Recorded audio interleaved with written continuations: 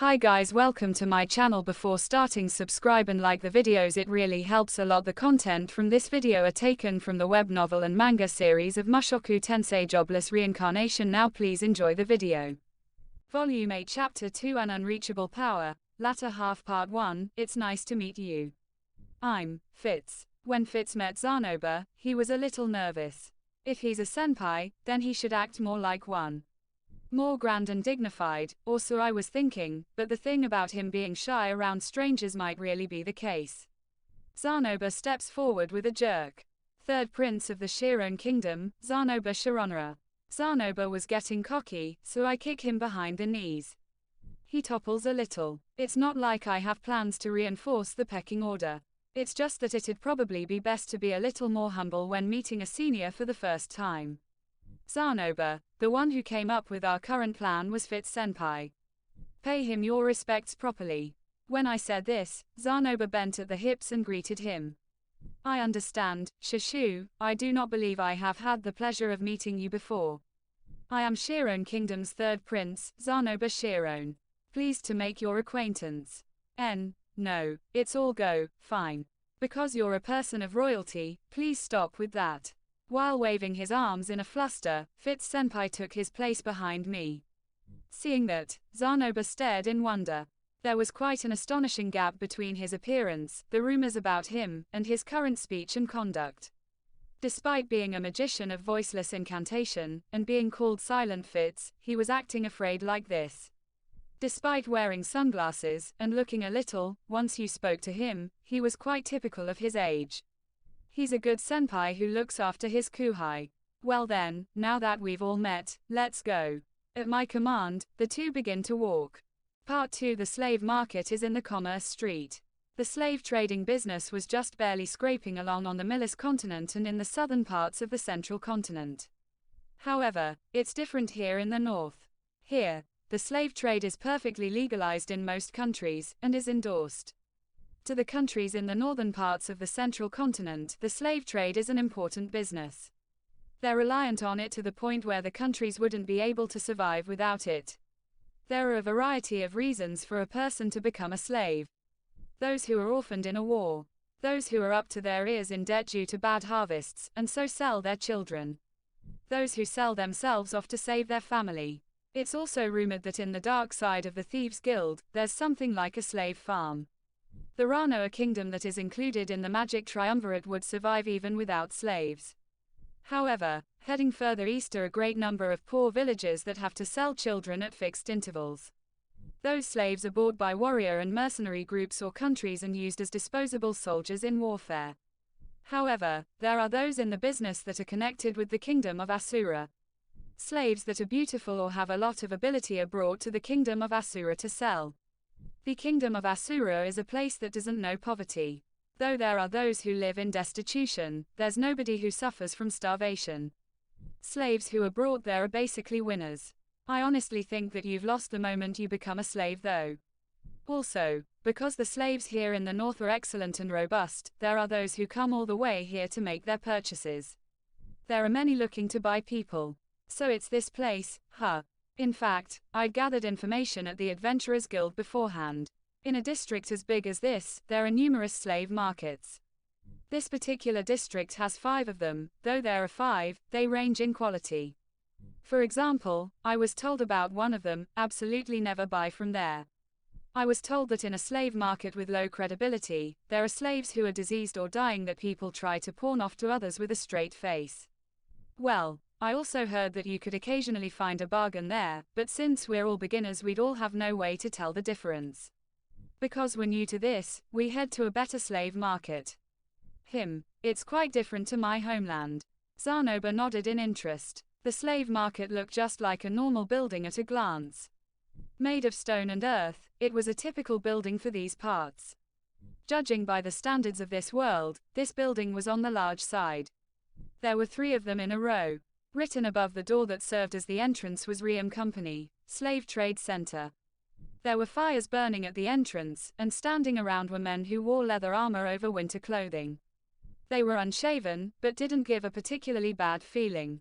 I've spent 2 years as an adventurer though, so it might be that I've become used to this kind of appearance. I probably would have thought different about them in the past. The slave market isn't outside her. Fitts senpai's voice sounded surprised. In the north, there are many slave markets that are held indoors. The reason is simple. Shall we enter? When we enter, a waft of hot air surrounds our bodies.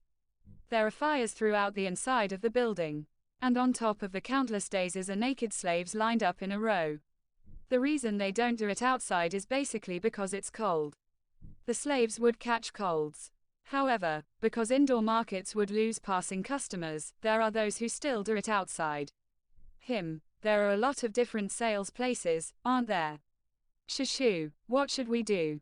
Since it's my first time buying as well, first let's look around as appropriate. We start to walk around without much of a plan. The 8 slave stands are merchants associated with the Riem company. Gathered around each place are possibly those who are selling slaves they've bought. They probably alternate when they've sold out, or it might be something like switching over after the designated time slot has passed. It's quite a successful business, and there are crowds of people around each of the stands. Their outfits are quite varied. There are those like me who are dressed like adventurers, those who like Fitts senpai and Zanoba are dressed like nobles, as well as those dressed like merchants, townspeople, commoners and students. Among them are merchants whose aim seems to be the resale of slaves. Further away from the stalls are those who have just purchased their slaves and are having a chat with each other. Could the seedy-looking ones be pickpockets? No, pickpockets wouldn't come to a guarded place like this. They might be slaves who are sent by their masters to purchase other slaves. Nonetheless, I clutch onto the coin purse under my robes. This time I've been entrusted with the funds. It wouldn't be a joke if they were stolen. Awa, they're really all naked. Seeing the slave stalls, Fitts senpai's eyes are staring in surprise. His face is bright red. Because he's wearing a mantle I can't really tell, but he seems to be bashfully standing pigeon-toed. They're big, huh? To become like that, following his line of sight, I find that he was looking at some slaves who seemed like warriors, being introduced as featured goods. Whether man or woman, every one of them was well built. In particular, the female warrior in the middle was good. She was big. It goes without saying that her stature was big, but her bulging chest was something that made you look on with longing. Though it seems that goods as big as those would get in the way of battle, as I understand from Eris, in this world even if they're huge, there's not really a problem. Senpai, is this your first time at a slave market? While scratching behind his ear, one of Fitts senpai's hands was already holding his mantle in front in embarrassment. He was probably worried about the position of his thing. Truly the reaction of a DT. I was like that as well, once. Now, well, look, right now my motive is a little different. Why you sure are used to it, huh, Rudeus-kun? Though Fitts senpai was my senpai, it seems that he still hasn't had any experience. When I think about it like that, I feel like boasting about my victory a bit, but I've only done it once too, and my partner ran away from me. It's not something I can be proud about. Still, with just that as experience, I really am a little calmer about these things. It's a problem now that I'm too calm, though. I think once you've had some experience as well, senpai, you'll more or less grow used to it. Why, you think, wait, so you've had some experience, Rudeus-kun? Fitts senpai seems a little down. He really is young, huh? Truly young. Shushu, we have no need for warriors, so what we should be looking for is a race that can use magic and is good with their hands, right? As if to say he had no interest in these things, Zanoba jerked his chin in another direction. It seems that he essentially doesn't have interest in women. Technically he is a widower, so it might not be that he has no interest in sex at all. If it's a race that's good with their hands, I guess it has to be dwarves, right? It seems so. A dwarf who can use earth magic would probably be best. Although I don't really think there's a need to fuss over the race. Saying that, I have a look around one of the stands. Though it's a slave market as big as this, the number of dwarf slaves is few. The majority of the slaves are those with combat ability, and there are almost no slaves who would seem to be suitable for crafting. Rudeus-kun, if you were to teach them magic, then I think a young child who can't use magic would be better. Fitts senpai gives some advice. Why, gentlest magic is something that you can learn easily as a child. Is that how it is? I think that after you become 10, you basically can't learn it. Is that how it is? But thinking about it, though Sylphy could do it, Eris couldn't. Could there be a relationship with age? Is there a relationship with one's age? From my experience, my master's words, and the words of the teachers at school, I've concluded that I shouldn't be wrong, but also, if you start using magic from when you're about 5, your mana capacity increases tremendously. If you want them to create dolls using your method, Rudeus-kun, it'd be better to have greater mana capacity, right? If you start using magic from when you're about 5, your mana capacity increases tremendously. I had come up with a similar hypothesis in the past, but this is the first time hearing it from someone else. I've heard that your mana capacity is determined at birth, but that's wrong. It certainly says that in the textbook, but because you can't increase it past the age of 10, I think they're probably misunderstanding. I see. So if you start using magic from when you're about 5, your mana capacity increases tremendously, huh? Since I've been using magic since 2 or 3 and my mana capacity is large, it's something that I can assent to. Also, since Fitts senpai said he had personal experience, he's probably concealing a considerable amount of mana as well. Fitts senpai has been using magic since young as well, huh?